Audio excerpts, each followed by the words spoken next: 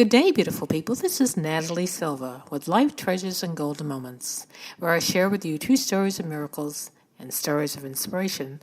Welcome back. I was looking over my notes for this month and I thought, well, this would be a good time to share stories about renewal. After winter and everybody being cooped up like the bears in their little caves, we have had an interruption of our real active times. And it's time to get out of those caves now and kind of get renewed and get your spirits going and happy again and run out and just find some good things. The flowers are pushing up through the ground and the trees are starting to bud and the grass is getting green. So I hope you enjoy these stories of renewal this month, and I hope it lifts your spirits and gives you something to think about. The story that I'd like to share today, the first one for this month, is called Waffle House Waitress, and it was authored by Joseph McCord. My theme song could have been On the Road Again. When I worked for an insurance company in Spokane, I drove all over Washington State, meeting with agents and executives. Each trip blurred into another. The contracts, the dinners, closing the deal. Same old, except one trip I'll never forget. I had business in Seattle, an easy drive, about 300 miles west, but I planned to stay overnight with friends along the way.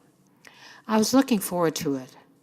They lived on the northeastern edge of the Colville Indian Reservation. Driving was second nature, as I said, but I couldn't shake a foreboding feeling, almost from the time I got behind the wheel. It was hard to describe, like I was headed into some kind of danger. I ignored it.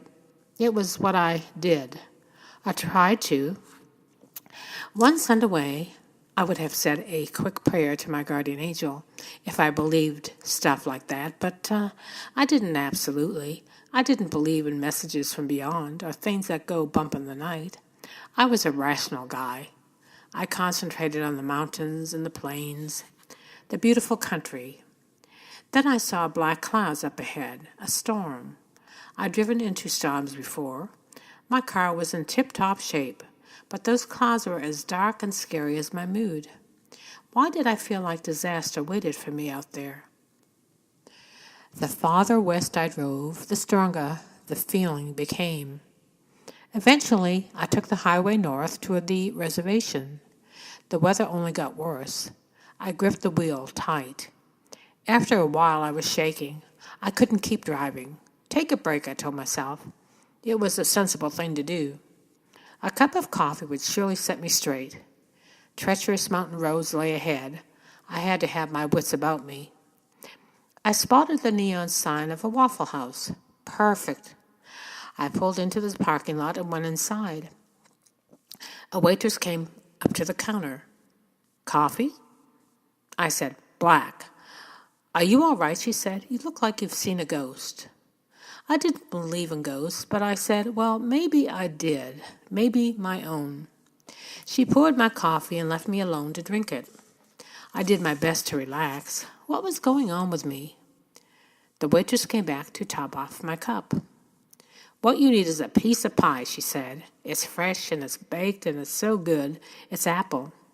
I shook my head. Oh, I insist, she said. Trust me, you need this. I was startled to see a glow of light around the waitress. Like a halo or something, probably the neon sign outside reflecting in the mirror behind her. So, what do you say? I gave in. Good, she said. I'll heat it up. I checked my watch. I should get back on the road. I'd lost time. It was already dark out, and I still had a long way to go. Soon the waitress came back with a piece of apple pie, a scoop of ice cream melting beside it. Ice cream too, I protested. Eat it, she insisted. It's good for what ails you.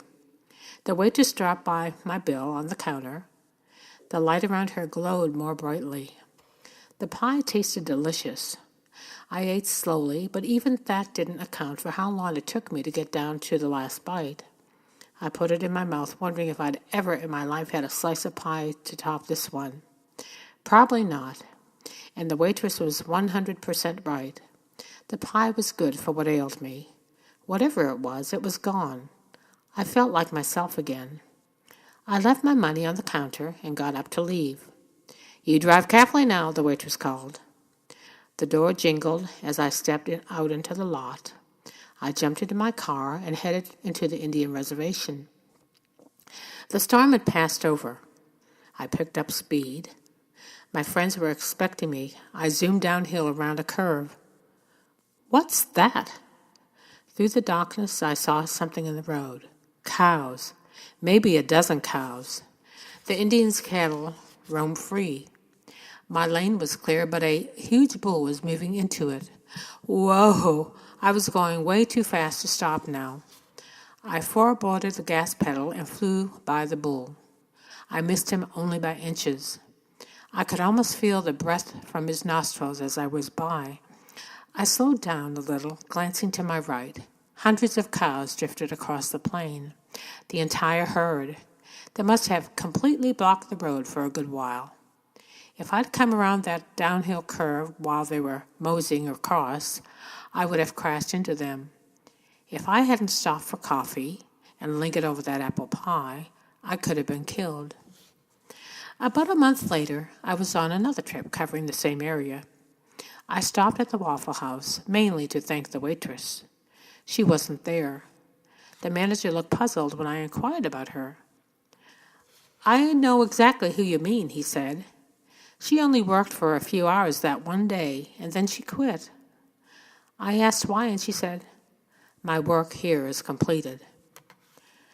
What's a rational guy like me supposed to think? A temporary waitress and a slices of apple pie? Could that change everything for me? It happened. It's true. I guess you don't necessarily have to ask God for a guardian angel to get one anyway. Wow, that story gave me goosebumps. You know, you never know what's out there and who's watching out for you. So I hope you all have a wonderful day today and a wonderful week. And until next time, for my next story on renewal, you all take care, okay? And may God bless. This is Natalie Silva.